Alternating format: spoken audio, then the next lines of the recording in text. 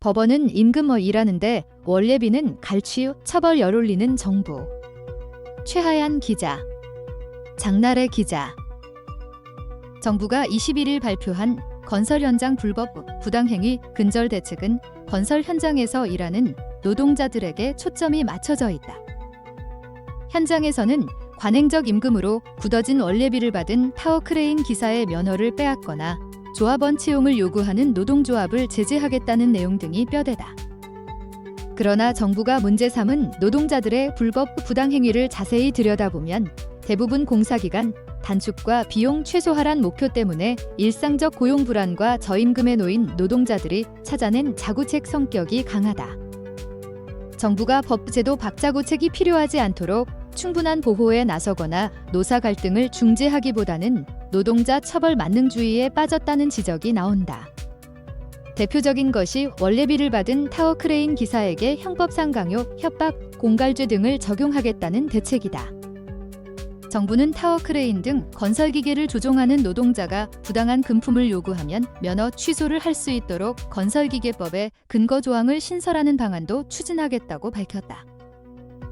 이런 입법 조처가 완료되기 전까지는 원래비, 수수를 국가기술자격법상 성실 또는 품위 유지 의무 위반으로 해석해 국토교통부 장관이 최대 1년 면허 정지 조처를 할 방침이다. 면허 정지 조처는 계도 기간을 거친 뒤 오는 3월부터 시행된다.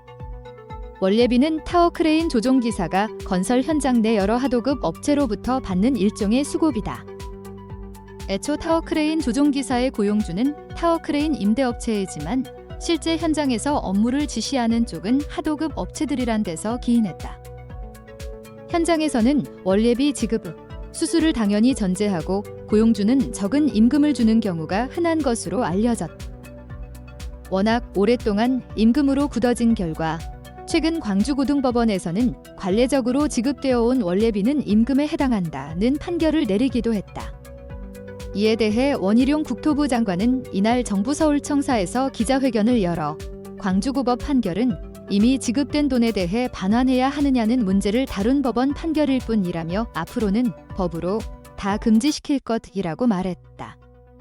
그러나 현장에서는 원래비가 공사기간 단축을 목적으로 하도급 업체들이 먼저 제시하는 수고비 성격도 있어 쉽사리 사라지지 않을 것이라는 관측도 나온다. 특히 상당수 하도급 업체들은 원래비를 주는 대신 안전수칙을 제대로 지키지 않은 채로 작업을 요청하거나 조종사의 휴게 시간에도 일해줄 것을 요구해왔다.